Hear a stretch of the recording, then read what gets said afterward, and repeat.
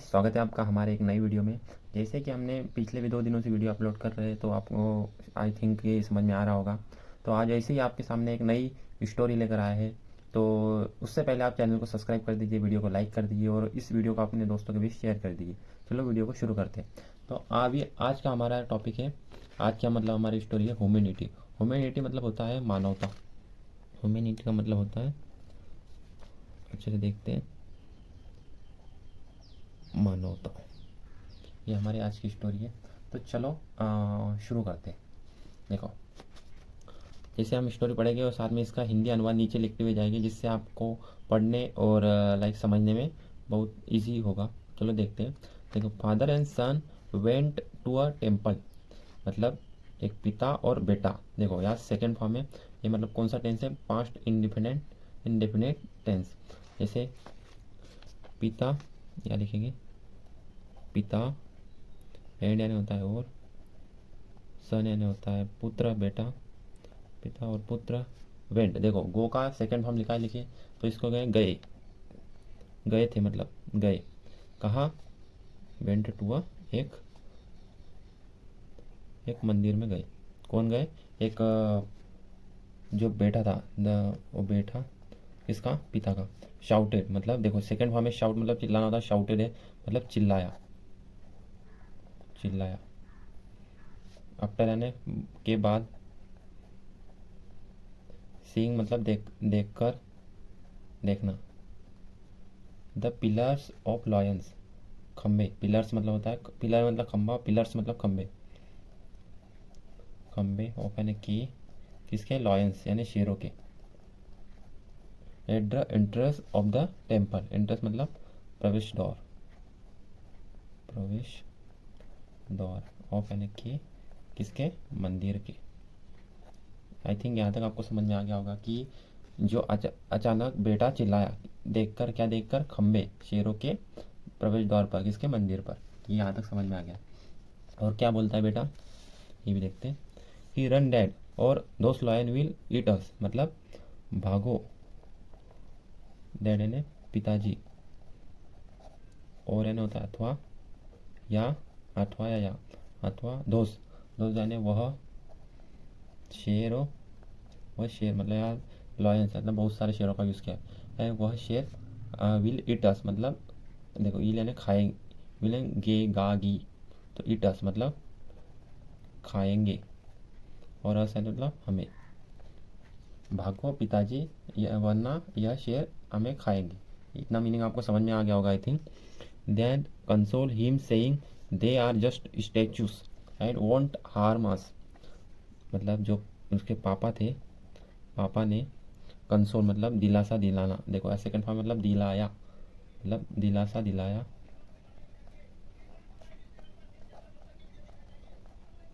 ही मैंने उसे, सेइंग मतलब कहकर, मतलब डैड ने उसे कहकर यह दिलासा दिया कि they are just statues and won't harm, मतलब वे, आर मतलब है, जस्ट स्टेचूज मतलब मूर्तियाँ है,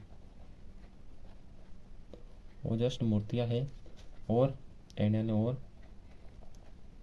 वोंट हार्म अस मतलब वोंट यानी विल नॉट का ये शॉर्ट फॉर्म है, इसलिए नहीं करेंगे, नहीं करेंगे, जिसका मीनिंग है वोंट हार्म अस यानी कोई नुकसान, नुकसान, नुकसान सॉरी, इसे हमें। यहाँ तक समझ में आ गया कि जो दौड़ ने उसके पापा ने उसको दिलासा दिया यह कहकर कि वे जस्ट मूर्तियाँ है और वो कुछ भी नहीं करेंगे हमें। तो सन क्या रिप्लाई देता है देखते हैं। तो पुत्र ने जवाब दिया, सन रिप्लाइड मतलब सेकंड फॉर्म में रिप्लाई।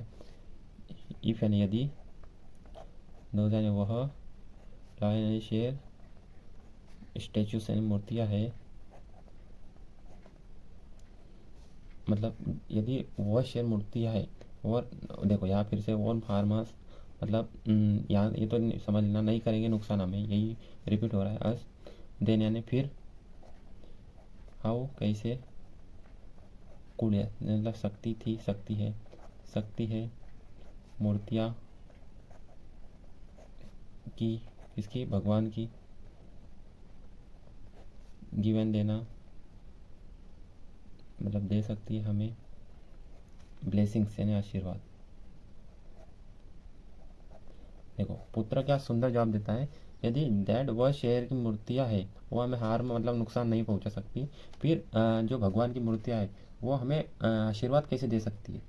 ये तो अच्छी बात कही पुत्र ने। फिर जो पिताजी थे, देखो राइट रोट रिटर्न, यहाँ राइट का सेकंड फॉर्म मतलब लिखी,